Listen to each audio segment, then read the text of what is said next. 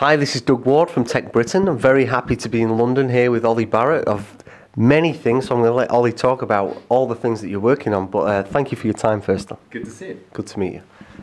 Oli, can we talk about your background to start with, please? Yeah. So I guess I'll start from university. I went to Leeds Uni.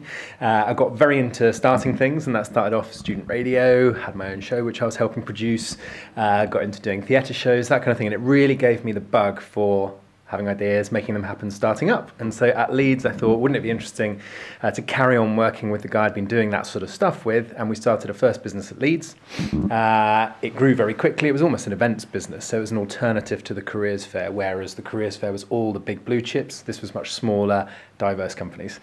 And so we ended up doing it in 9 cities, and before I knew it, I had an office in London and an office in Leeds, and I dropped out.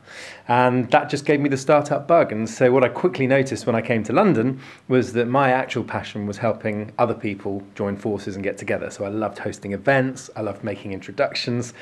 And so if I've done any things which have been successful, it's only been because I've managed to get people to help me do things and help me run things. So what I tend to love in life is helping start things, making the right introductions to get them going, and then either taking a back seat or moving on to my next venture. So I'm really fortunate that I've had shareholdings in a number of different companies. I've helped start what have effectively gone on to be more charitable things, and I'm always thinking what the next thing will be. So we can jump onto what you're working on now, but it'd be crazy not to mention StartUp Britain. Can we? If anybody's not come across StartUp Britain, can you let them know what it is? And then, well, StartUp Britain is a national campaign. It is completely inspired by Startup America, and Startup America was the sort of private sector initiative to the Startup America movement within the White House. So it was a bit of a joining of forces across sectors. And the thing which we started with as an idea was that about 50% of Brits say we'd like to start a business, and only about 5% do something about it. So in the middle there, you don't even need to worry about poking the other 50% with a sharp stick. Even if you only concentrated on the ones that are thinking about it and made it a bit easier for them, that would be interesting. And so lots of people were asking, well, what's the government going to do about this, and et cetera, et cetera. And so our question as 8 private individuals was, what can business do about this? Is it possible to go to businesses, particularly big businesses, and say, how can you offer useful stuff to startups? We had a completely out of the blue opportunity because through a guy called Lord Young, David Young, extraordinary man, we met number 10 Downing Street, and they were plotting something around this idea of Startup Britain and didn't know what it would look like, didn't know who they would do it with. And they said, look, do you want to do this together? Play or pass? And we said, yes, we'll do that. As long as it's independent, as long as it's privately funded, and as long as we can be in control of where it goes. And so that was back in March, a couple of years ago. It was a really traumatic start because we'd only had a couple of weeks to plan it. And I'm really pleased to say that it's now 100% privately funded. We've got a full-time team, brilliant team who grip it and run it, doing everything from bus tours, events around themes of tech, marketing, legal, so on and so forth. If there's a useful product like startup loans, for example, we try and promote that a bit, and it's genuinely trying to be helpful. And now that I've met literally dozens and dozens of people who we've helped in small ways, I think you can see actually it is worth doing these things and starting these things, and it's even better when you find someone who's been sparked to do something off the back of what we've done. Absolutely, yeah. Which is us, right? Yeah, with Tech Britain, we've seen what you're doing, and we thought, wow, that was definitely an inspiration. We should be learning from you now because your map is great. Thank you, And that's what it's supposed to be, because it's supposed to be, you know, wherever you are, you want to find something or someone near you, and that is often not as easy as it looks, right? Absolutely, yeah. So Oli, what are you working on now?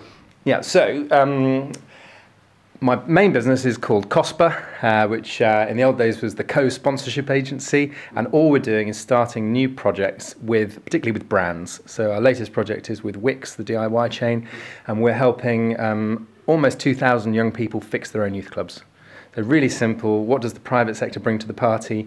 Are there other match funders involved? How can you have a project which is making a difference and making money for the companies involved? So it's that sort of thing. So my business partners have worked with Apple, with MTV, we're in talks with a really interesting supermarket at the moment. So it's that sort of thing. So I'm sort of in my element because it gives me a vehicle to help create new projects. Fantastic, sounds very cool. If people are watching this and they're in the London tech community or given your experience across the country, what's your thoughts on the tech community in the UK at the moment? Well, something you've made me think about is that everyone talks about tech city, about East London. So as far as I'm concerned, London is and should be a tech city, so regardless of north, south, east or west, and Britain should be a tech country, right? And it is. And it's not often enough that the dots are joined. So I've run, just for fun, a couple of days where we've gone off to Bristol for the day or Brighton for the day.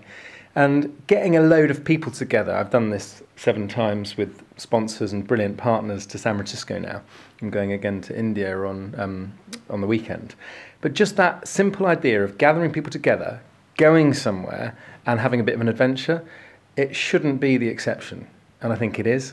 So I think we need to be far more connected as a country, given how small we are. They always say in America, 100 years is a long time, and in Britain, 100 miles is a long way, right? So 100 miles is not a long way. So we ought to be more connected. We ought to be getting the dots joined a lot more. So I think that's the positive thing. I wouldn't say it's a negative thing. My observation is more technology can and is being used to solve big problems worth solving, whether it's helping people to read, whether it's helping support the elderly, whether it is around education or health. And that's what gets really exciting. And that, I think, is going to typify the next few years in Tech Britain. So if people are thinking about possibly leaving Britain to start a technology startup, what would your thoughts be on that? Do you think this is the place to do it? I mean, national pride aside, what's your thoughts on like the landscape of Britain as a place to start technology startups? Oh, well, I can't remember. There's some brilliant quote. I can't remember who said it, St. Augustine or something, which is like, the world is a book and those who don't travel see only one page. So I would urge someone to go on an adventure immediately and visit other countries and set up businesses as well in other countries if it takes their fancy. Don't forget, though, that Britain is, in my view, the most connected nation on earth.